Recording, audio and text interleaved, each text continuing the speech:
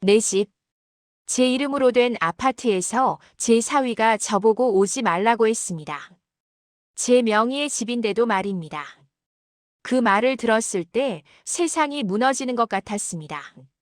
하지만 진실은 제가 생각했던 것과 전혀 달랐습니다. 저는 박은하입니다. 올해 74입니다.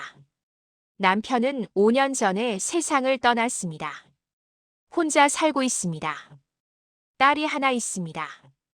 지연이라고 합니다. 올해 42입니다. 사위는 민재입니다. 43입니다. 결혼한 지 15년 되었습니다. 손녀가 하나 있습니다. 12살입니다. 저는 서울 강동구에 아파트가 하나 있습니다. 30평대 아파트입니다. 남편과 평생 모아서 산 집입니다. 3년 전 저는 그 아파트를 딸 부부에게 내어줬습니다. 손녀가 중학교에 들어가는데 학군이 좋은 곳에 살아야 한다고 해서요. 저는 그 아파트 근처 작은 빌라로 이사했습니다. 15평 정도 되는 작은 집이었습니다. 혼자 살기에 충분했습니다. 명의는 제 이름으로 두었습니다. 나중에 상속해 주려고요. 처음에는 괜찮았습니다. 딸네 집에 자주 놀러 갔습니다. 일주일에 한두 번 정도요. 손녀도 보고 싶고 딸도 보고 싶었으니까요. 지연이는 반가워했습니다. 민재도 예의 바르게 대했습니다. 하지만 6개월쯤 지나자 분위기가 달라지기 시작했습니다. 제가 방문하면 민재의 표정이 어두워졌습니다. 처음에는 모르는 척했습니다. 피곤한가 보다 생각했습니다. 하지만 점점 심해졌습니다. 제가 초인종을 누르면 문을 열어주는데 시간이 오래 걸렸습니다. 들어가면 민재는 방으로 들어가 버렸습니다. 인사도 짧았습니다. 눈도 마주치지 않았습니다. 지연이한테 물어봤습니다. 민재가 요즘 힘들어? 아니에요, 엄마. 괜찮아요.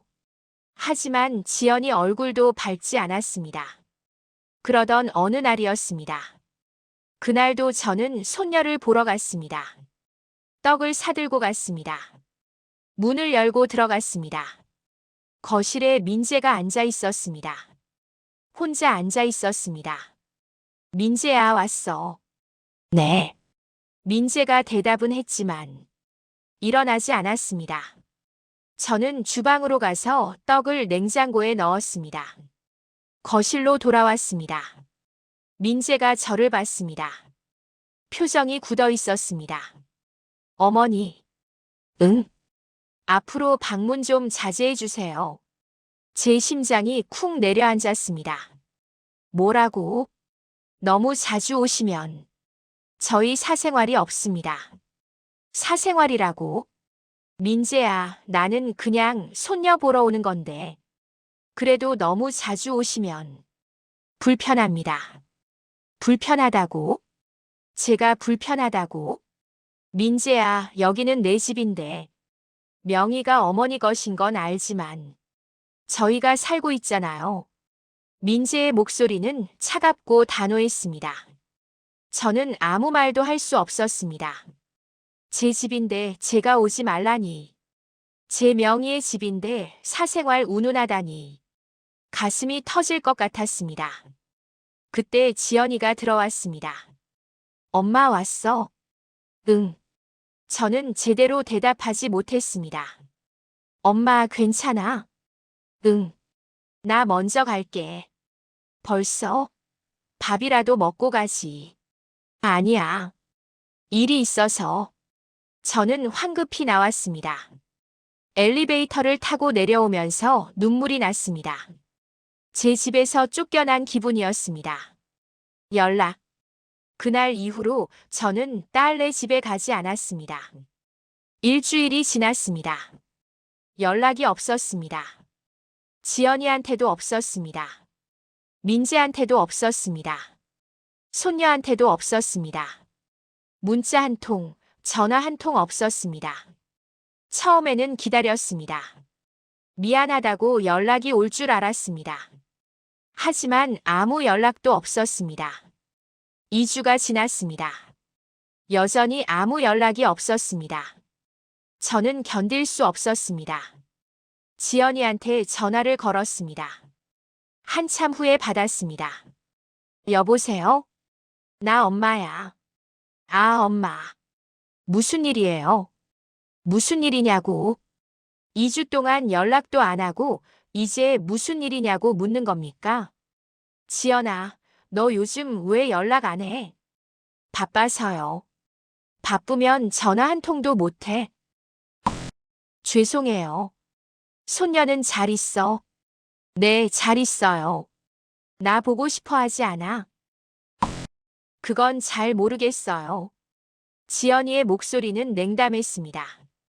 제 딸의 목소리가 아닌 것 같았습니다. 지연아, 엄마, 저 지금 바빠요. 나중에 전화할게요. 뚝. 전화가 끊어졌습니다. 저는 휴대전화를 내려놨습니다. 손이 떨렸습니다. 제 딸이 저한테 이럴 수 있나요? 한 달이 지났습니다. 여전히 아무 연락이 없었습니다. 저는 매일 휴대전화를 확인했습니다. 혹시 문자가 왔나, 부재중 전화가 있나. 하지만 아무것도 없었습니다. 밤마다 잠을 이룰 수 없었습니다. 대체 제가 뭘 잘못한 걸까요? 집을 비워준 게 잘못인가요? 손녀 보러 간 게 잘못인가요? 생각하면 할수록 억울했습니다. 동시에 불안했습니다. 혹시 제가 정말 잘못한 게 있나? 혹시 제가 너무 자주 찾아간 건가? 혹시 제가 간섭을 많이 한 건가? 하지만 아무리 생각해도 잘못한 게 없었습니다. 그저 손녀가 보고 싶어서, 딸이 보고 싶어서 간 것뿐이었습니다. 저는 우울해졌습니다. 식욕도 없었습니다. 밥을 먹어도 맛이 없었습니다. 밤에는 악몽을 꿨습니다. 딸이 저를 외면하는 꿈이었습니다. 손녀가 저를 모르는 척하는 꿈이었습니다. 깨어나면 울었습니다. 왜 이렇게 된 걸까요? 진단. 2개월쯤 지났을 때였습니다. 갑자기 가슴이 답답해졌습니다. 숨이 가빴습니다. 심장이 이상하게 뛰었습니다. 빠르게 뛰다가 느려지다가 했습니다. 무서웠습니다. 병원에 갔습니다. 검사를 받았습니다. 의사가 말했습니다. 스트레스성 우울증입니다. 스트레스성 우울증이요? 심장이 불규칙하게 뛰는 거예요. 스트레스가 원인일 수 있습니다. 스트레스라고? 요즘 스트레스 많이 받으셨어요? 네. 좀. 가족 문제세요? 네. 의사가 고개를 끄덕였습니다. 스트레스 관리가 중요합니다. 약 드시고 안정을 취하세요. 집으로 돌아오는 길이었습니다. 약봉지를 들고 걸었습니다. 제가 병까지 생겼습니다. 딸 때문에, 사위 때문에. 서러웠습니다. 그날 저녁이었습니다. 아파트 관리실 직원을 만났습니다. 빌라 입구에서 마주쳤습니다. 어머니, 안녕하세요. 아, 네. 어머니, 따님 잘 지내시죠? 네. 요즘 따님 집에 남자분이 자주 드나들던데요. 제 걸음이 멈췄습니다. 남자요? 네, 낯선 남자분이요. 일주일에 2~3번은 오시는 것 같던데요. 제 심장이 또 빠르게 뛰기 시작했습니다. 어떻게 생긴 사람인데요? 글쎄요. 키가 크고 안경 쓰신 분이었어요. 민재가 아니었습니다. 낯선 남자였습니다. 혹시 짐 들고 오거나 그랬어요? 아니요. 그냥 손에 서류 같은 거 들고 오시던데요. 서류라고? 감사합니다. 저는 황급히 집으로 돌아왔습니다. 머릿속이 복잡했습니다. 낯선 남자가 딸네 집에 드나든다고. 일주일에 2~3번씩이나 서류를 들고. 뭔가 이상했습니다. 혹시 지연이가 바람을 피우는 건가? 아니면 민재가 모르는 사이에 누군가를 들이는 건가? 혹시 사기를 당하는 건 아닐까?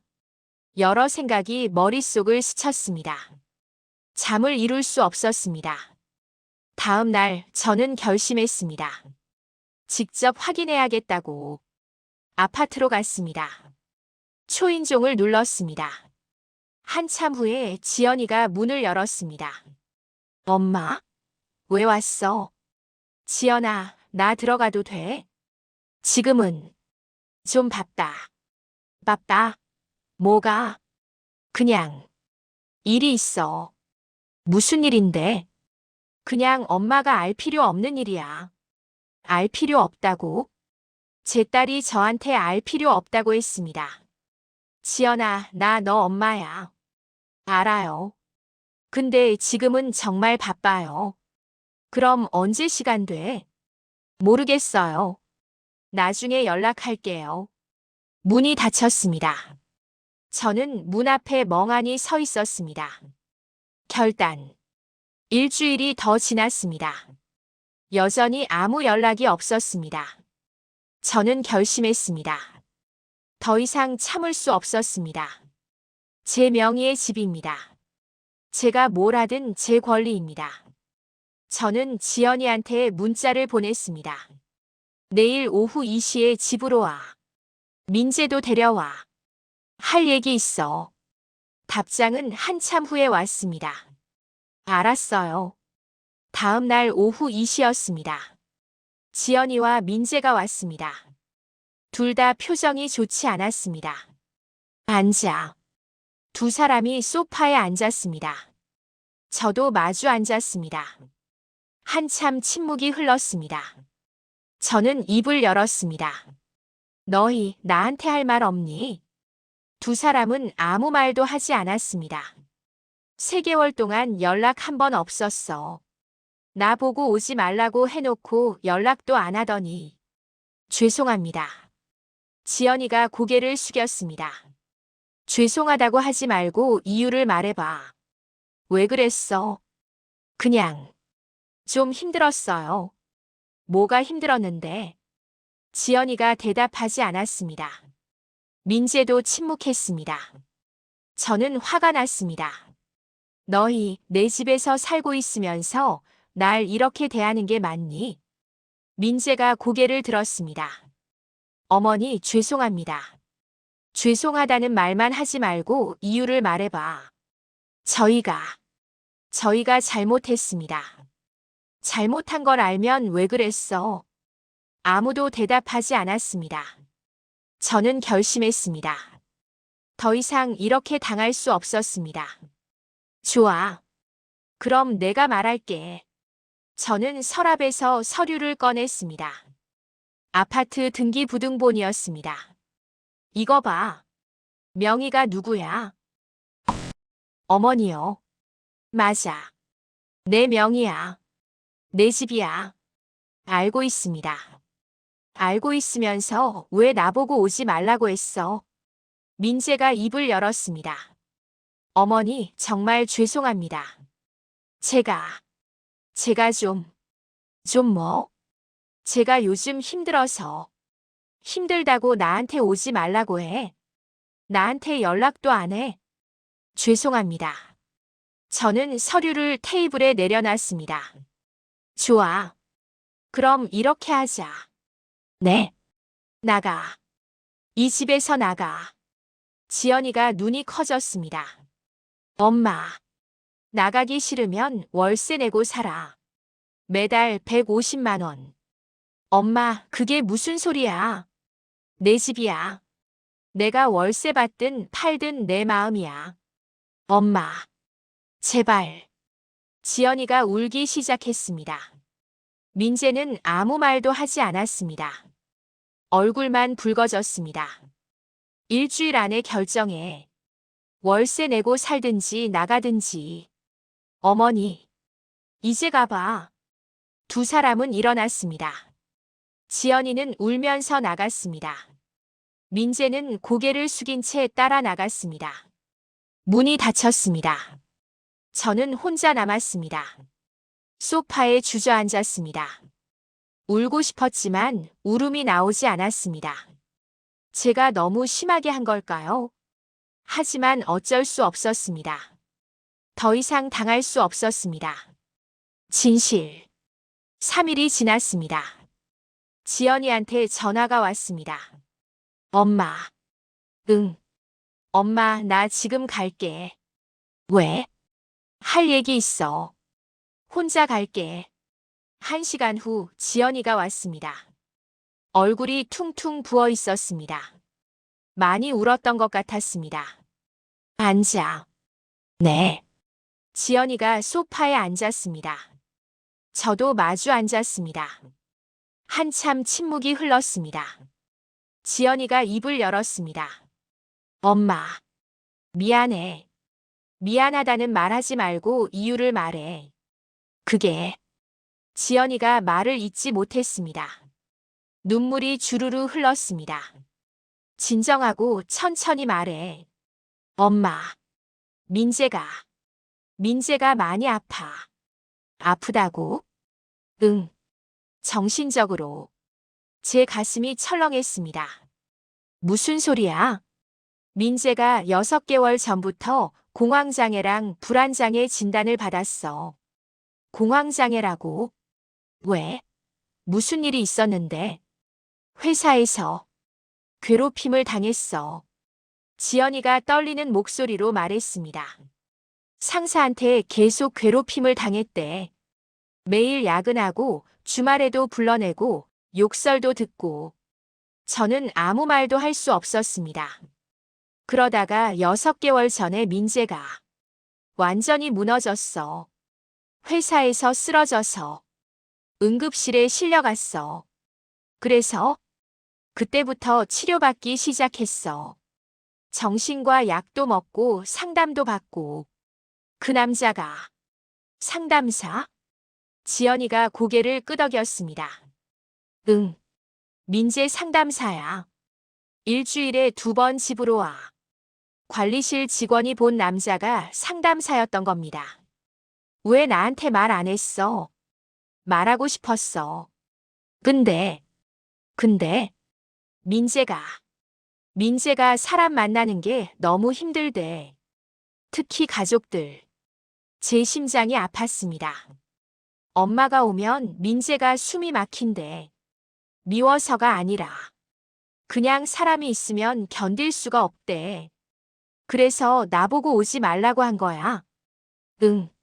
미안해, 엄마. 민재가 너무 힘들어해서. 지연이가 울었습니다. 나도 어떻게 해야 할지 몰랐어. 엄마한테 말하면 걱정하실까봐. 그리고 민재가 창피해했어.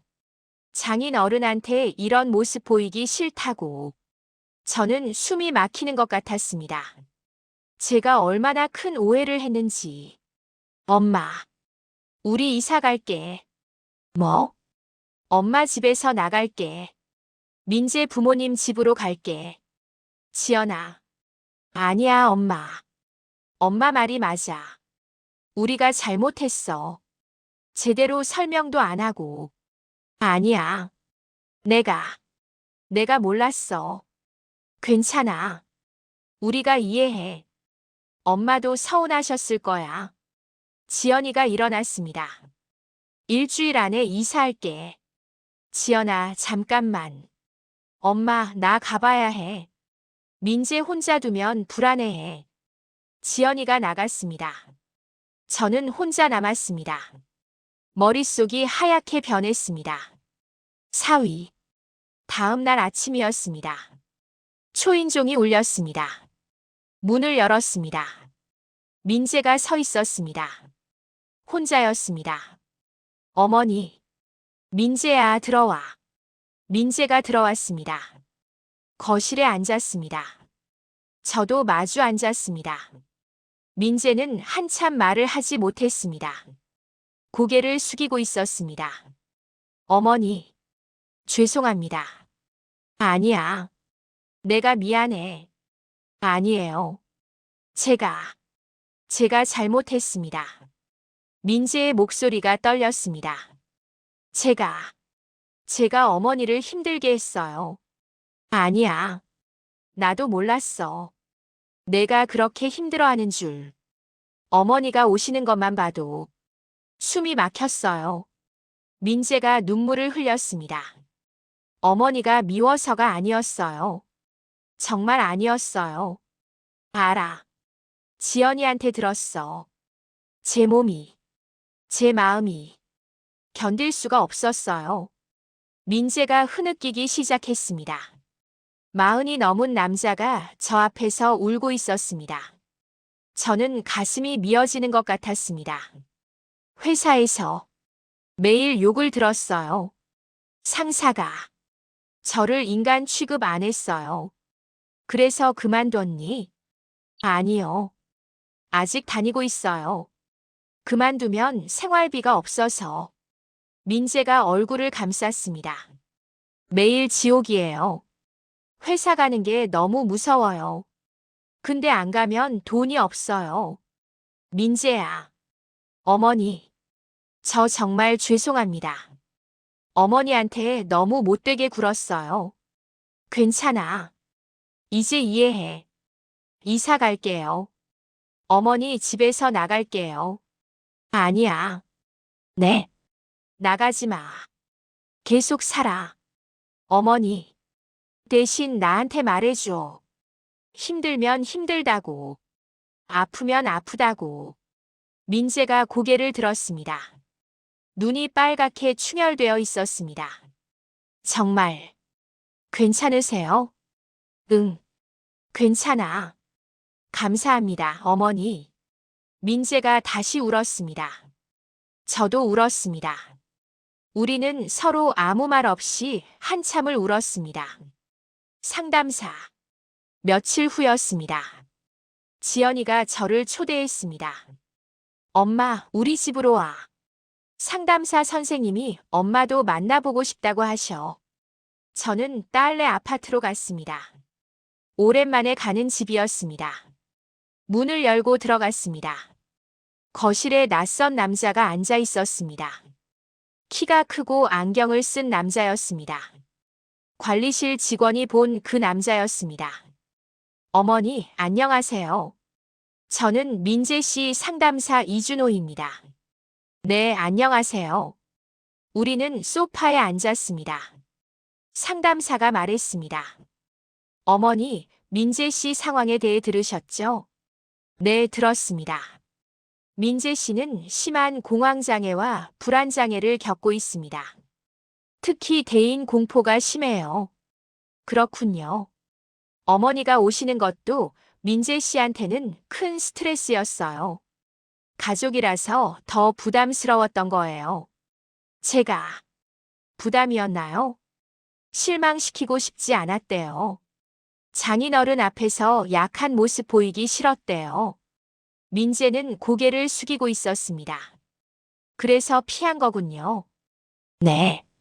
잘못된 방법이었지만요. 상담사가 계속 말했습니다. 하지만 이제는 달라져야 해요. 가족끼리 소통해야 합니다. 어떻게요? 솔직하게 말해야 해요. 힘들면 힘들다고, 도움이 필요하면 도움이 필요하다고. 저는 고개를 끄덕였습니다. 그리고 어머니도요. 저요? 네. 어머니도 서운하면 서운하다고 말씀하셔야 해요. 그런 말을 해도 되나요? 물론이지요. 가족이잖아요. 상담사가 웃었습니다. 가족은 말하지 않으면 몰라요. 짐이 되고 싶지 않아서 걱정시키고 싶지 않아서 숨기다 보면 오히려 서로를 밀어내게 돼요. 그 말이 가슴에 와닿았습니다. 우리가 그랬군요. 네. 하지만 이제 알았으니 괜찮아요. 다시 시작하면 돼요. 상담이 끝나고 상담사가 갔습니다. 우리 셋만 남았습니다. 민재가 입을 열었습니다. 어머니, 앞으로는 숨기지 않을게요. 나도 그럴게. 서운하면 말할게. 지연이가 말했습니다. 우리 다시 시작하자. 응. 우리는 서로의 손을 잡았습니다. 계약. 일주일 후였습니다. 저는 지연이네 집으로 갔습니다. 이번에는 편하게 갔습니다. 초인종을 눌렀습니다. 민재가 문을 열었습니다. 예전보다 얼굴이 밝아 보였습니다. 어머니, 어서 오세요. 응, 왔어. 거실로 들어갔습니다. 식탁에 앉았습니다. 지연이가 차를 내왔습니다. 엄마, 우리 얘기 좀 하자. 무슨 얘기? 앞으로 우리 어떻게 지낼지. 지연이가 종이를 꺼냈습니다. 이게 뭐야? 우리가 만든 가족 약속이야. 종이에는 몇 가지가 적혀 있었습니다. 매주 일요일 저녁 함께 식사하기. 서로 힘들 때 솔직하게 말하기. 방문 전에는 미리 연락하기. 월세는 내지 않지만 관리비는 우리가 부담하기. 저는 종이를 보며 웃었습니다. 이거 좋은데? 정말요? 응. 좋아. 그럼 우리 이대로 하자. 우리는 종이에 서명했습니다. 법적 효력은 없었지만 우리에게는 의미가 있었습니다. 서로에게 돌아가는 첫 번째 약속이었습니다. 그날부터 모든 게 달라졌습니다. 일요일마다 저는 딸네 집에 갔습니다. 함께 저녁을 먹었습니다. 민재도 예전보다 편해 보였습니다. 물론 여전히 힘들어했습니다. 어떤 날은 방에서 나오지 못했습니다. 하지만 이제는 말했습니다. 어머니, 죄송해요. 오늘은 좀 힘들어요. 저도 이해했습니다. 괜찮아. 천천히 해. 억지로 나오라고 하지 않았습니다. 지연이와 손녀랑만 밥을 먹었습니다. 민재 몫의 음식은 따로 덮어뒀습니다. 한 달쯤 지났을 때였습니다. 민재가 회사를 그만뒀습니다. 어머니, 저 퇴사했어요. 그래, 잘했어. 괜찮으세요? 이제 수입이 없는데. 괜찮아. 건강이 먼저야. 감사합니다. 민재는 한동안 쉬었습니다. 집에서 쉬면서 상담을 계속 받았습니다. 약도 먹었습니다. 조금씩 나아지는 것 같았습니다. 얼굴에 생기가 돌았습니다. 웃는 날도 많아졌습니다. 2개월쯤 지났을 때였습니다. 민재가 말했습니다. 어머니, 저 작은 일 시작하려고요. 무슨 일? 프리랜서로 디자인 일 하려고요. 집에서 할 수 있는 일이요. 좋은 생각이야. 수입이 많지는 않을 거예요. 근데 회사 다니는 것보단 나을 것 같아요. 응. 천천히 해. 민재는 집에서 일을 시작했습니다. 처음에는 적었습니다. 하지만 점점 의뢰가 늘었습니다. 민재의 실력이 좋았던 겁니다. 3개월쯤 지나자 수입이 꽤 됐습니다. 회사 다닐 때보다는 적었지만 생활하기엔 충분했습니다. 지연이가 말했습니다. 엄마, 민재가 많이 좋아졌어. 그러게. 얼굴도 밝아지고.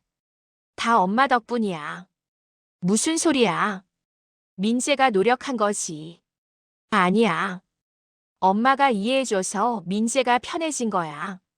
저는 지연이의 손을 잡았습니다. 우리 다 함께 노력한 거야. 응, 엄마.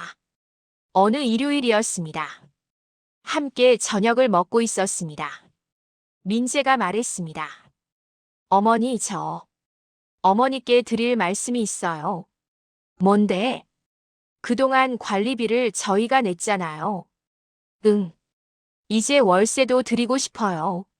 아니야. 그건 안 돼. 어머니, 저희가 살고 싶어요. 제대로 된 월세를 내면서요. 민재야. 어머니 집이지만 저희 집이기도 하잖아요. 제대로 돈 내고 당당하게 살고 싶어요. 지연이도 말했습니다. 엄마, 우리가 내고 싶어. 너무 많이 신세졌어. 얼마나 낼 건데? 50만 원이요.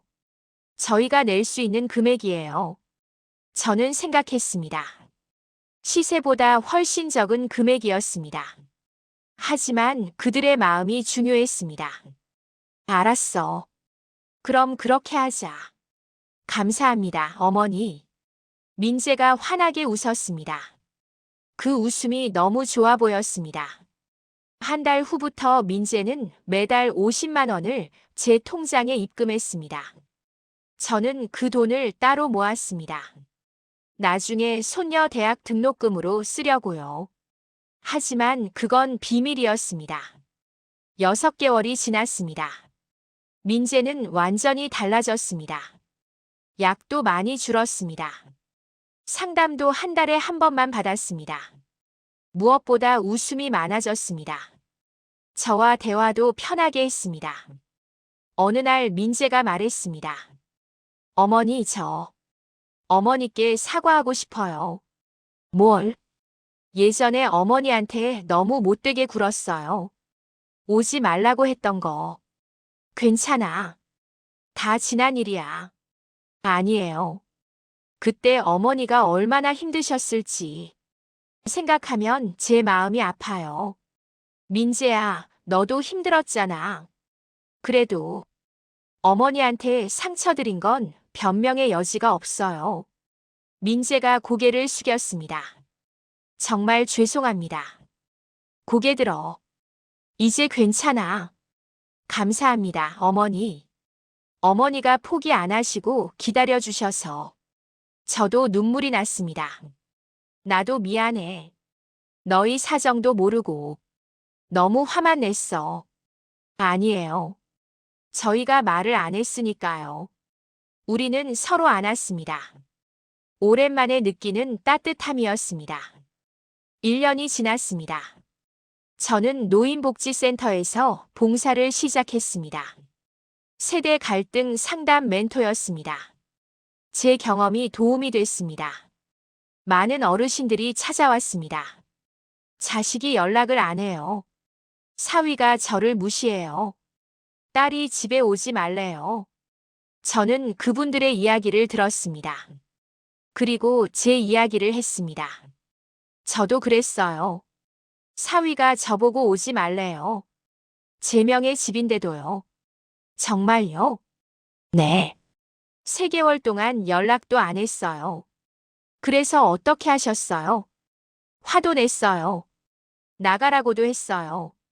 근데 알고 보니 사위가 많이 아팠더라고요. 아프다고요? 네. 정신적으로요. 저는 몰랐어요. 말을 안 해서요. 그래서요. 결국 대화했어요. 서로 솔직하게 얘기했어요. 그랬더니 풀렸어요. 어르신들이 고개를 끄덕였습니다. 제가 배운 게 있어요. 뭔데요? 가족은 말하지 않으면 멀어져요. 하지만 말하기 시작하면 다시 가족이 돼요. 그런가요? 네. 서로 이해하려고 노력하면 못 풀 문제가 없어요. 상담을 마치고 집으로 돌아오는 길이었습니다. 휴대전화가 울렸습니다. 지연이었습니다. 엄마, 오늘 저녁에 와. 우리 집에서 먹자. 응, 좋아. 민재가 요리한대. 민재가? 응. 요즘 요리 배우고 있어. 엄마한테 해드리고 싶대. 저는 웃었습니다. 알았어. 갈게. 저녁 시간이었습니다. 딸네 집에 갔습니다. 문을 열고 들어가니 맛있는 냄새가 났습니다. 민재가 주방에서 요리하고 있었습니다. 어머니 오셨어요? 응. 뭐 만들어? 된장찌개랑 제육볶음이요. 와, 대단한데. 어머니 좋아하시는 거 만들었어요. 식탁에 음식이 차려졌습니다. 우리는 둘러앉았습니다. 손녀가 말했습니다. 할머니, 저 이번에 수학 100점 맞았어요. 정말, 우리 손녀 최고다. 할머니 덕분이에요. 할머니가 공부 봐주셔서요. 아니야. 내가 열심히 한 거지. 함께 밥을 먹었습니다. 따뜻한 음식, 웃는 얼굴들. 이것이 가족이었습니다. 밥을 다 먹고 설거지를 했습니다. 지연이가 도와줬습니다. 엄마 행복해? 응, 너무 행복해. 나도. 엄마 덕분이야. 무슨 소리야? 다 너희가 잘한 거지. 아니야. 엄마가 포기 안 하고 우리를 기다려줘서. 지연이가 저를 안았습니다. 고마워, 엄마. 나도 고마워. 설거지를 마치고 거실로 나왔습니다. 민재가 차를 준비했습니다. 어머니, 차 드세요. 고마워. 차를 마시며 창밖을 봤습니다. 서울의 야경이 아름다웠습니다. 1년 전만 해도 이곳에서 쫓겨난 기분이었습니다. 하지만 지금은 달랐습니다. 저는 이곳이 편했습니다. 딸도 사위도 손녀도 모두 편했습니다. 우리는 다시 가족이 되었습니다. 집으로 돌아가는 길이었습니다. 버스를 탔습니다. 창밖을 보며 생각했습니다. 집보다 중요한 게 있었습니다. 바로 서로의 마음이었습니다. 아무리 좋은 집이 있어도 마음이 멀어지면 소용없었습니다. 하지만 마음이 가까우면 어디서든 가족이 될 수 있었습니다. 저는 그걸 배웠습니다. 74세도 여전히 배울 게 있었습니다. 집에 도착했습니다. 작은 빌라였습니다. 15평밖에 안 되는 집이었습니다. 하지만 저는 이 집이 좋았습니다. 제 공간이었습니다. 침대에 누웠습니다. 오늘도 좋은 하루였습니다. 내일은 일요일이었습니다. 또 딸네 집에 갈 겁니다. 함께 저녁을 먹을 겁니다. 웃으며 이야기할 겁니다. 그게 저는 좋았습니다. 눈을 감았습니다. 평화로운 밤이었습니다.